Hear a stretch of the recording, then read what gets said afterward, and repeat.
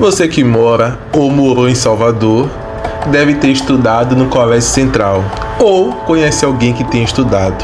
Mas caso as hipóteses anteriores não me contemplem, ao andar pelo centro de Salvador, pelas imediações de Nazaré, Moraria, Lapa, passou pela frente ou ao lado do Colégio Central. Pois bem, entre 2021 a 2023, no curso de mestrado profissional em educação do PPGE-UESC, estudei a história da educação do Colégio Central, com ênfase nos conflitos e resistências durante a ditadura civil-militar. A pesquisa foi qualitativa, de procedimento documental via arquivo escolar do Central, cruzando com outros arquivos para um maior aprofundamento do debate. Conquanto, como resultado desta pesquisa, tivemos a ideia de criar este curta-metragem para a divulgação dos resultados para a comunidade, destacando e valorizando os sujeitos dessa escola, assim como em defesa da escola pública. O Colégio Central fica localizado em Salvador, no bairro de Nazaré, área central, que também serve como importante ponto de referência aos seteropolitanos. Atende aos segmentos de ensino médio regular, educação de jovens e adultos e cursos profissionalizantes. Mas você conhece a trajetória institucional dessa escola que, em 7 de setembro de 2022, completou 185 anos de existência? Sabe que durante a ditadura civil-militar se tornou o principal epicentro político de resistência estudantil? Pois bem, mergulhe conosco nessa história, mas antes temos que conhecer um pouco da história do Arquivo Escolar do Central.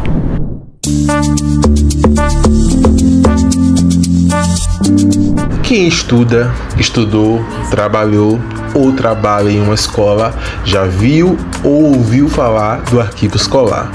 Em algumas, a nomenclatura é arquivo morto, depósito, dentre outros.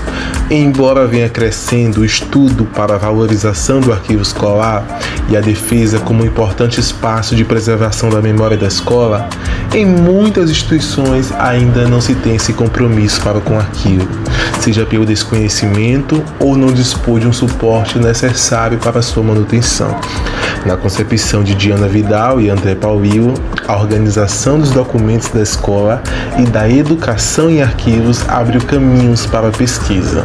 Ou seja, as investigações sobre os sujeitos nas instituições escolares não serão apenas analisadas por documentos oficiais do governo ou qualquer outro fora da escola, mas sim através dos documentos produzidos pelos próprios sujeitos da instituição e que podem nos oferecer um novo olhar sobre a escola. Pois a ideia da cultura escolar não é pensar a escola apenas como reprodutora de uma cultura, e sim produtora e que influencia a sua comunidade local. Costa afirma que a preservação dos arquivos escolares é fundamental para a memória da história da educação, mas compreendemos que a sua manutenção depende de um conhecimento e de pessoas especializadas, visto que quem assim o ocupa, em sua maioria, está ligado a um trabalho de secretaria. Juarez Anjos, ao refletir sobre o testemunho dos arquivos escolares e o trabalho do historiador da educação, afirma que o arquivo é um lugar físico e epistemológico, onde podemos compreender as narrativas dos sujeitos da escola.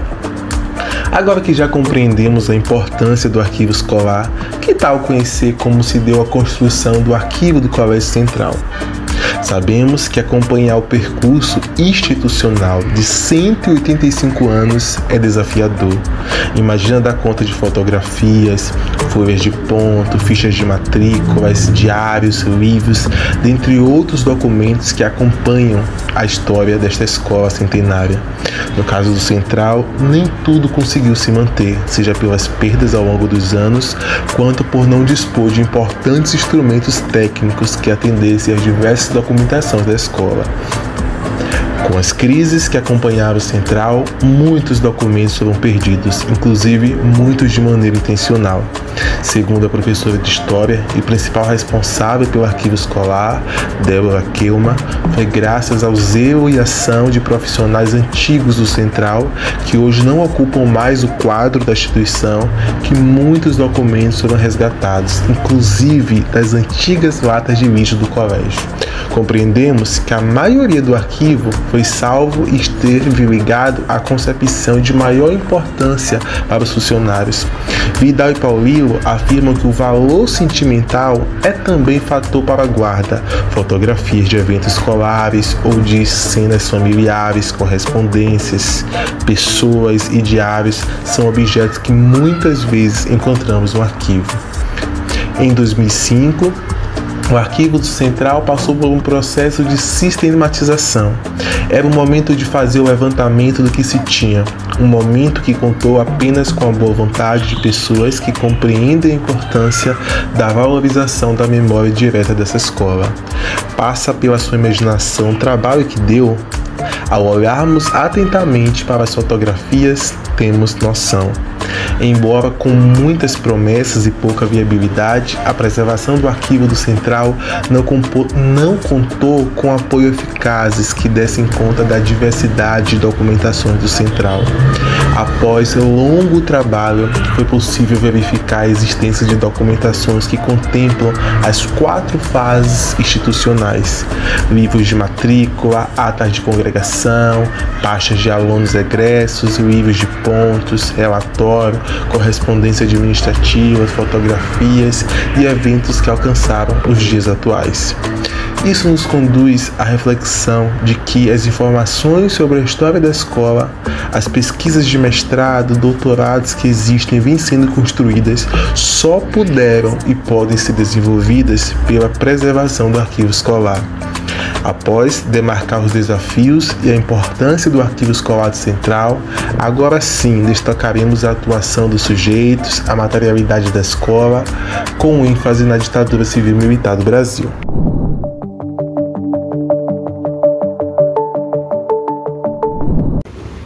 Por compreender que é complexo dar conta de todas as fases institucionais, optamos por destacar a resistência dos sujeitos com foco na ditadura civil-militar. Para isso, retornaremos um pouco sobre o Colégio Estadual da Bahia.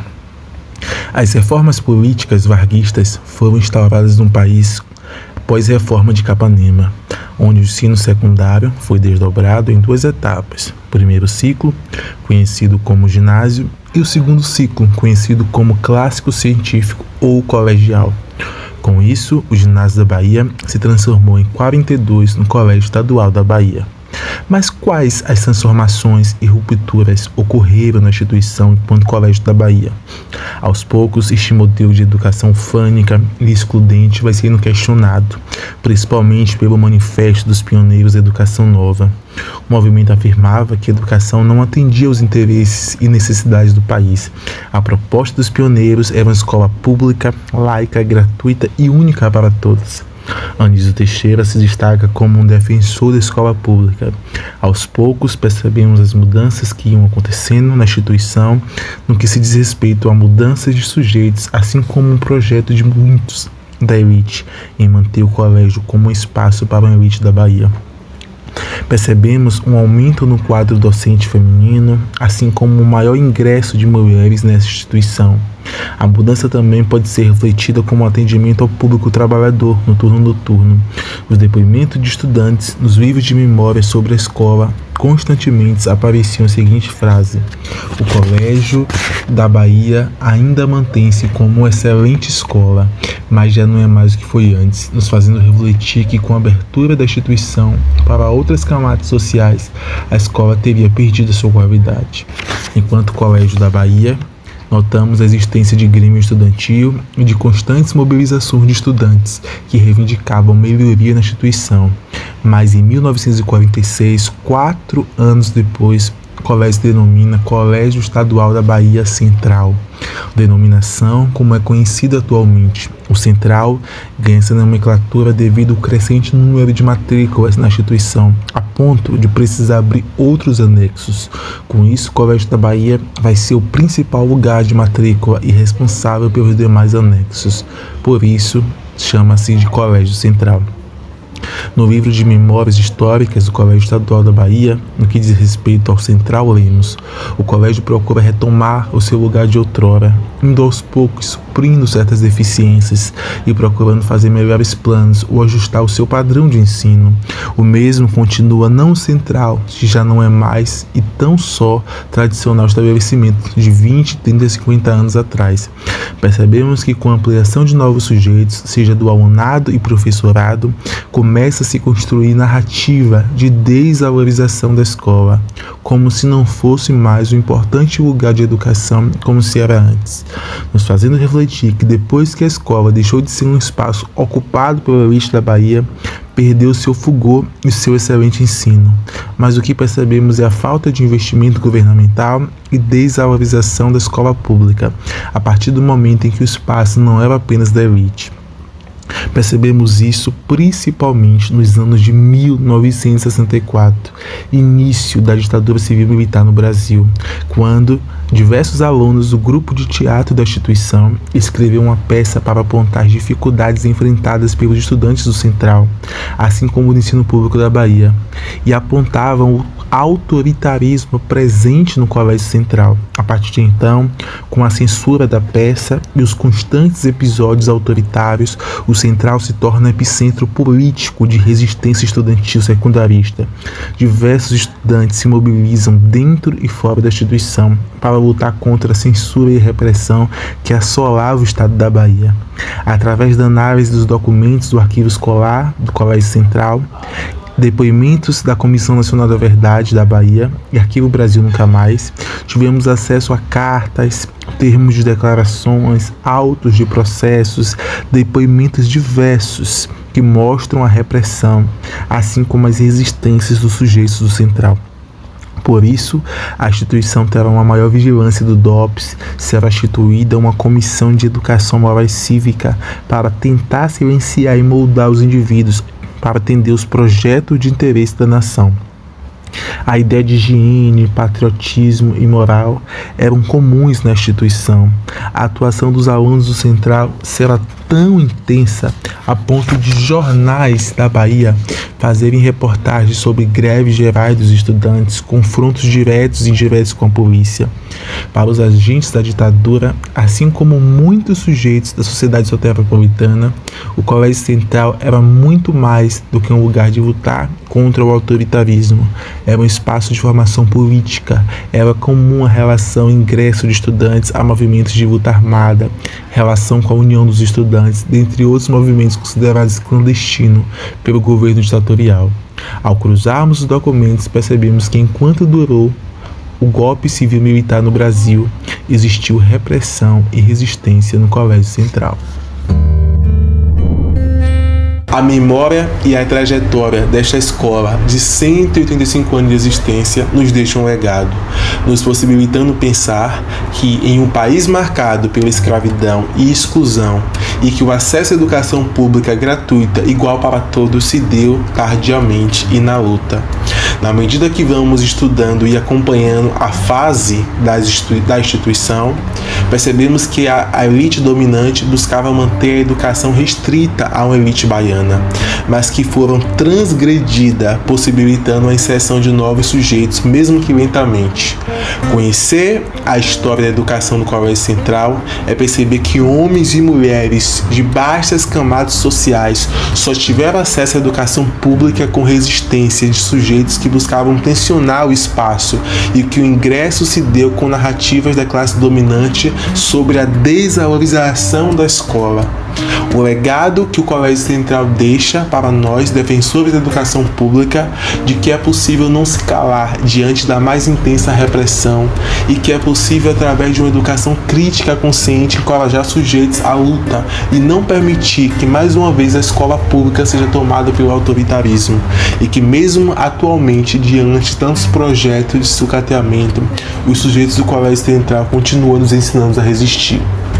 Portanto, escrevo para encorajar professores de história a trabalhar com a memória dessa escola e dos sujeitos que resistiram durante a ditadura via arquivo escolar da instituição, evocando uma memória de pertencimento, pois existe uma série de documentações que permanecem no arquivo. Incentivo as universidades a articularem projetos que valorizem a memória dessa escola e que se construam projetos que culminem com a valorização do arquivo escolar.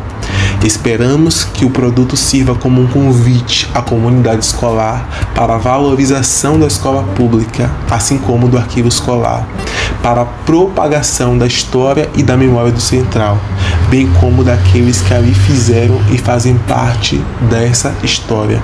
Atualmente, o Colégio Central é considerado patrimônio material da Bahia.